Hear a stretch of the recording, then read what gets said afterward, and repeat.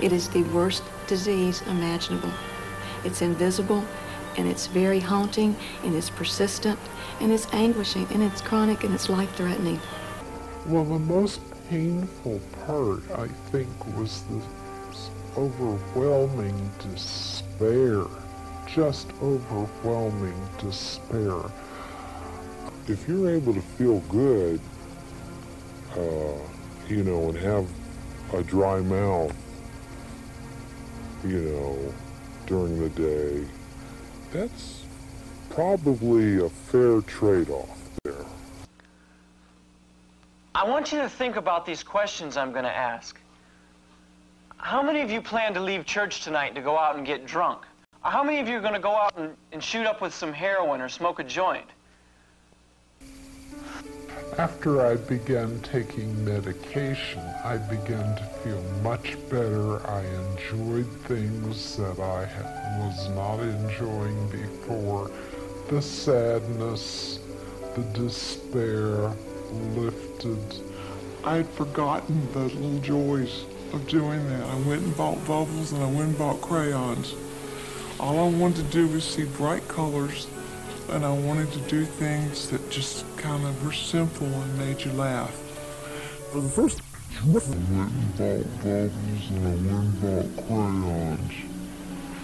All I wanted to do was see bright colors, and I wanted to do things that just kind of were simple and made you laugh. Well, the most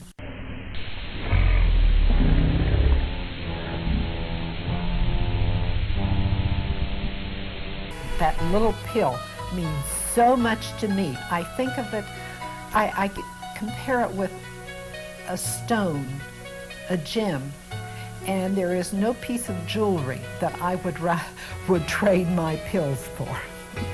It means that much to me. But do you know what they do? Sure. What? Make you act funny. Yeah, well, What? you know what kinds there are?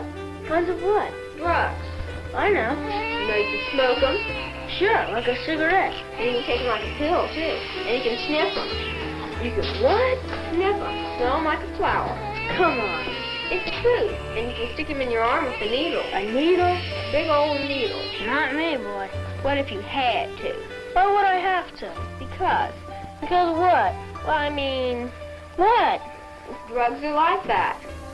and there is no piece of jewelry that I would trade my pills for. It means that much to me.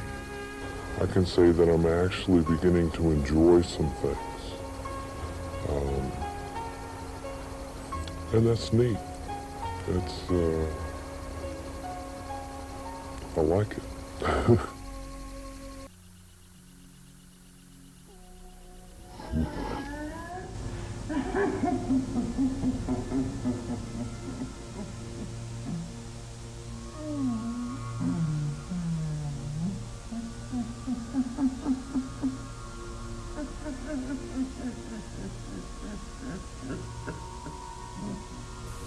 Now, the very young and the impressionable should definitely not be watching this program tonight. This is not a Halloween fable.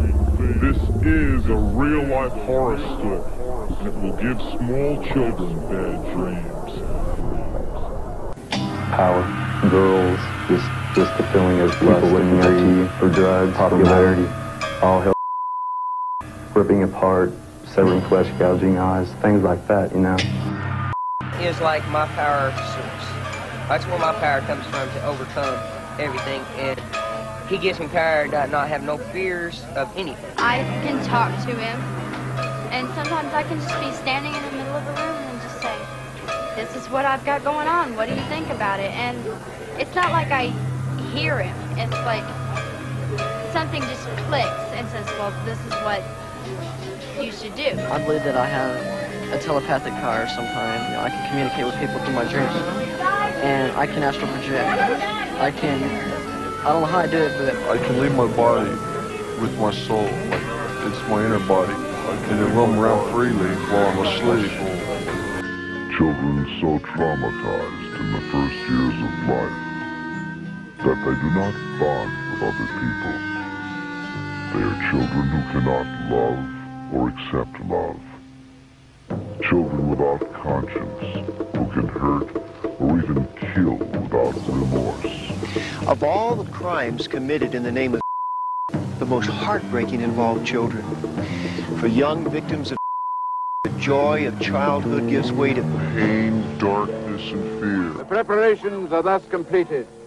Let our work begin.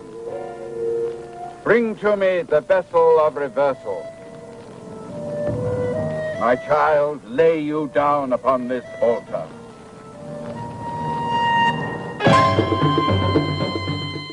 They take over people's minds in a vast way, which is very difficult to understand until you actually work with a number of people who have experienced this. There's something called mind control, where they take over people completely. Whether you believe in a literal is not important in understanding its effect on our society. The evidence is in. Are growing rapidly, and adherents of these ideas are becoming more vocal and more dangerous.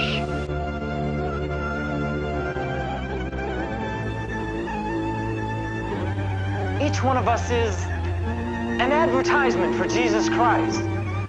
The friends we go to school with and the ones in our neighborhood, will they accept the message that our lives are advertising?